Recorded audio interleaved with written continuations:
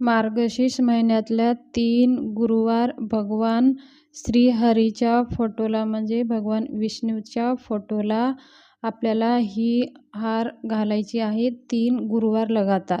14 डिसेंबर पासून गुरुवार मार्गशीर्ष महिन्यातले गुरुवार सुरू होत आहे.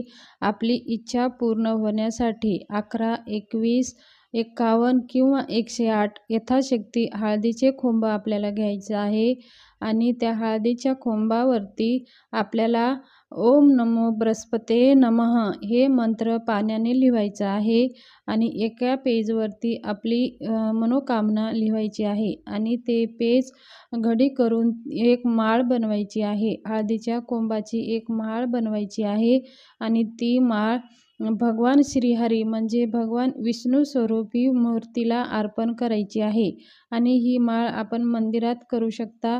जर